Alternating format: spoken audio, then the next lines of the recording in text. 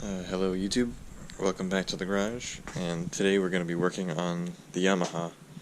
So, where we left off, I put everything back together, and I took it to a Yamaha shop, an official dealer type thing, and basically he diagnosed it as the first thing that I ever thought it was, which is the starter clutch in there. So, a while ago I had taken it apart, and I inspected the starter clutch, and the actual part, which here's the new one, I ordered it online, the actual part appeared to be fine, but the issue was that, or the only issue that I saw was that the screws, the bolts holding it in, had kind of backed out, and so I thought, oh, that's not good. So I just put in the old part, and I got new screws, new bolts, and I put them in and Loctited them, and that was that. And I moved on to the next, whatever the next thing could be. But, so I took it to the shop this weekend, and, well, the guy said, yeah, that's totally your starter clutch. And I was like, okay, great, back to square one. So, we're back now, and in this video we're going to be replacing the starter clutch once again. So, basically the order of operations is going to be, we're going to have to remove the kickstand, drain the oil. I might have to remove the foot peg, I don't remember exactly. I might have to remove some of these covers, but basically we're going into here, and we're gonna have to pull the flywheel. So that's the big job for today, pulling the flywheel. It looks like my clutch cable's loose, but yeah. So let's get into that.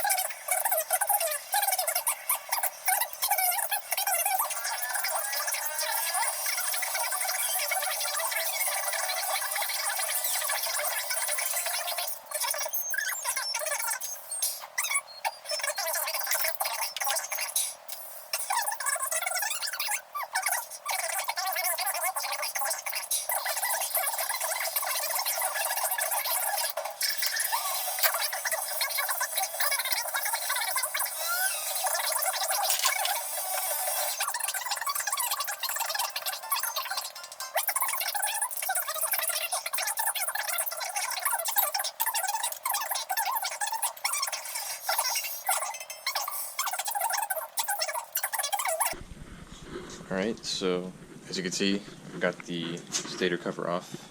That's what that looks like. And all the bolts kind of fell out, but that's okay because I have the service manual. If you don't, each of these bolts are a little bit different in size, so you'll definitely want to keep track of that. Looks like last time I went a little heavy on the RTV. But here's what we're looking at. This is the flywheel, and under here you can see that this smaller gear is just kind of an idler gear, and that even smaller shaft, that's the starter.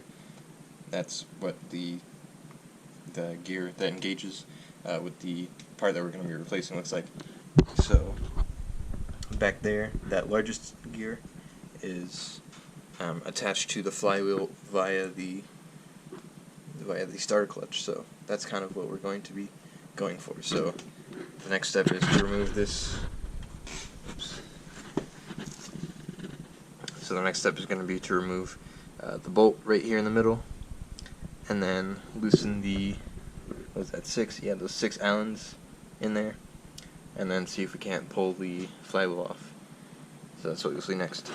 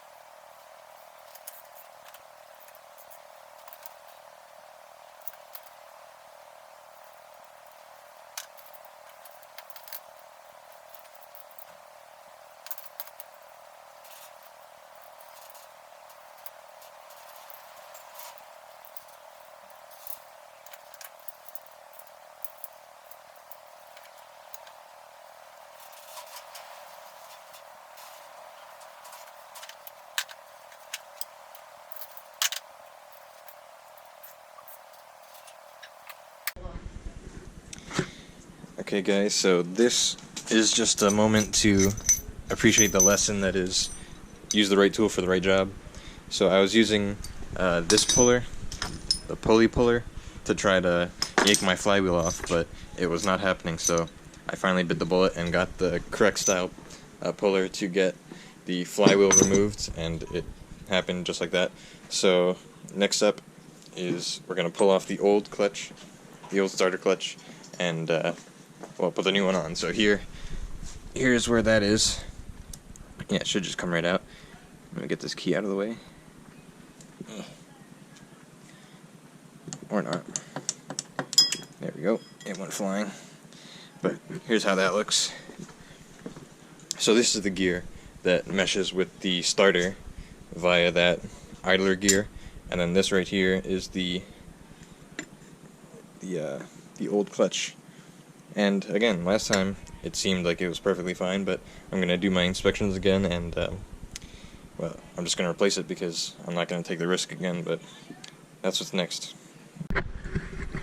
Okay, so we were able to get everything back together.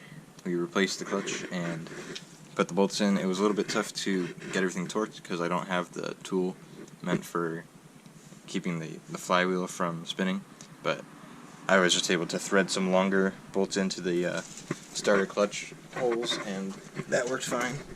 So now we just got done cleaning up most of the RTV off of the gasket surface, and I'm just going to apply some more and then go about putting it back on. I'm probably not going to film this because it's just going to be like the back of our heads and stuff, so that will be, well, we'll come back once this is back on, and then we'll go from there. Alright, so the cover is back on, and now I'm just connecting everything else that I removed. There's this cover for the drive shaft kind of gear thingy that I'm going to reconnect. The shifter I'm reconnecting, and then the jack stand, obviously, I got to put back on. And otherwise it's just kind of cleaning up and that kind of stuff. So yeah, next time you'll see it's just going to be kind of all back together.